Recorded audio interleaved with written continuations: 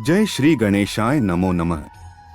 मित्रों, दुनिया में सभी लोग हर रोज कोई न कोई पाप करते ही है, लेकिन वह स्वयं कभी ये नहीं सोचते कि वो पाप ही है। ऐसे में सवाल उठता है कि आखिर इस संसार में सबसे बड़ा पापी कौन है।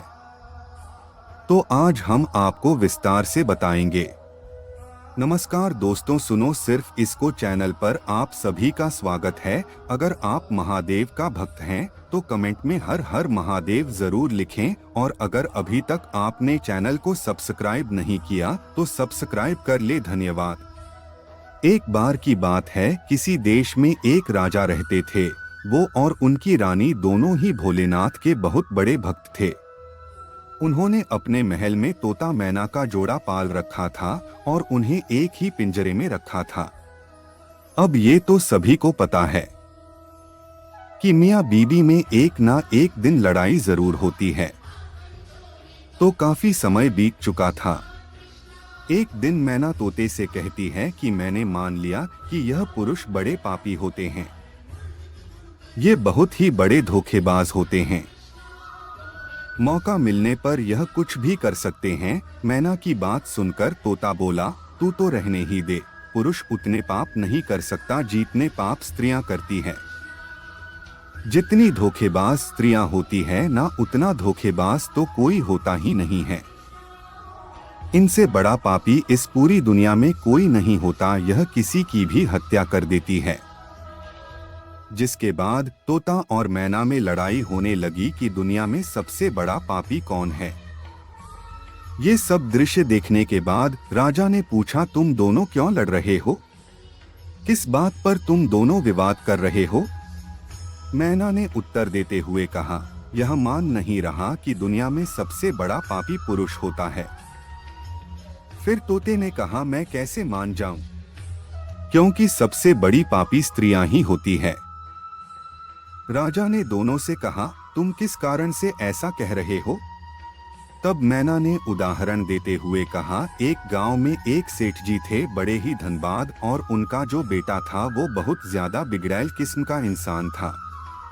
सेठ जी का लड़का इतना जुआ खेलता था कि सेठ ये बात सोचते सोचते एक दिन स्वर्ग सिधार गए।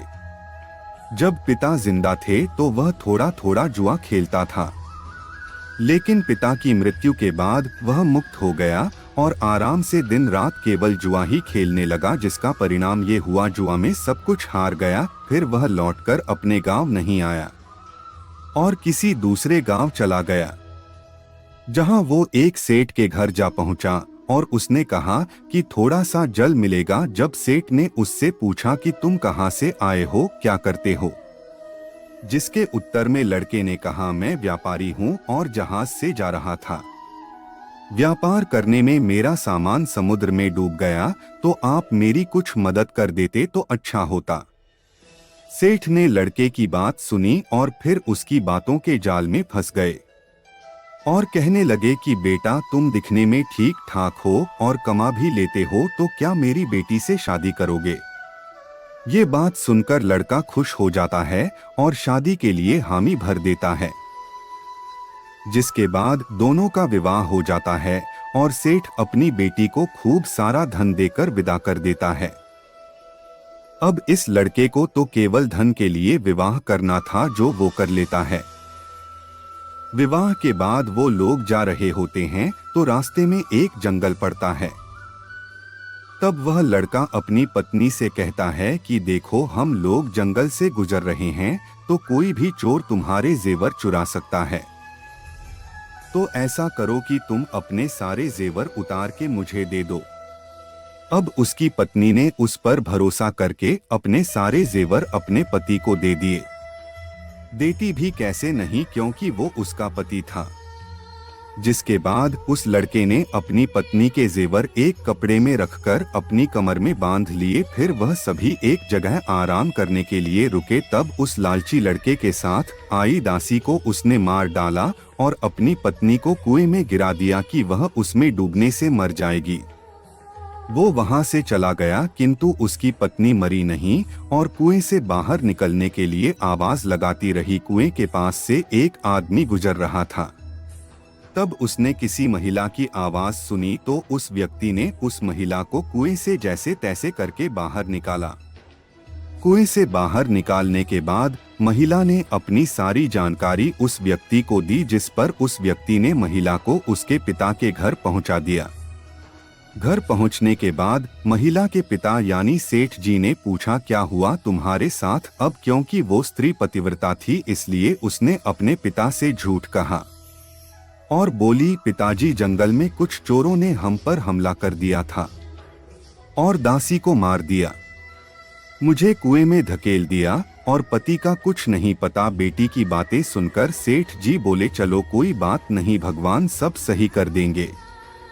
कुछ समय बाद लड़का दोबारा अपने ससुराल पहुंचा और सोचा कि सेठ जी से कहेगा कि आप नाना बनने वाले हैं और इसके बदले में खूब सारा धन मिल जाएगा। लेकिन वह जैसे ही अपने ससुराल पहुंचा, उसकी मुलाकात उसकी पत्नी से हुई, जिस पर उसकी पत्नी ने उससे कहा, मैंने पिताजी को ये सारी बातें बताई हैं, तो आप भी यही बता देना। वो कहते हैं ना, आदत वालों की आदत नहीं जाती। उसने देखा कि उसकी पत्नी ने बहुत सारे जेवर पहन रखे हैं, तो उस लड़के ने पत्नी से कहा, तुम सो जाओ, सुबह मैं तुम्हें अपने साथ लेकर जाऊंगा। रात हुई और उसने अपनी पत्नी का चाकू से कत्ल कर दिया तथा सारे जेवर लेकर चला गया। राजा को ये सब कहानी बताने के बाद मैना ने कहा कि इसलिए मैं बोलती थी कि पुरुष दुनिया का सबसे बड़ा पापी इंसान होता है। उसने अपनी पत्नी को मारा और सारा सामान लेकर चला गया। मैना की ये बातें सुनकर तोते ने भी राजा को एक कहानी सुनाई, जिसमें उसने स्त्री के चरित्र को लेकर बात की थी। दोनों की बात सुनने के बाद राजा बोले, इस बात का उत्तर मैं देता हूँ कि कौन सबसे बड़ा पापी है। राजा आगे बताते हैं कि जिस इंसान की सोच उसके स्तर से नीचे गिर जाती है, वह इंसान पापी होता है, फिर वो भला पुरुष हो या स्त्री, क्योंकि इंसान पाप करने से पहले यह नहीं सोचता कि वह स्त्री है या पुरुष, उसे पाप करना चाहिए या नहीं। अंतिम शब्द। तो मित्रों, आपने जाना कि दुनिया का सबसे बड़ा पापी कौन है। अगर आपके आसपास भी कोई इन्हीं में से एक है तो कमेंट करके जरूर बताएं। आज के लिए बस इतना ही। हम उम्मीद करते हैं कि हमारी इस कहानी के जरिए आपको कई सवालों के जवाब मिल गए होंगे। अगर यह कहानी पसंद आई हो तो उसे अपने दोस्तों के साथ जरूर शेयर कीजिएगा। धन्यवाद। अगर अभी तक अपने चैनल को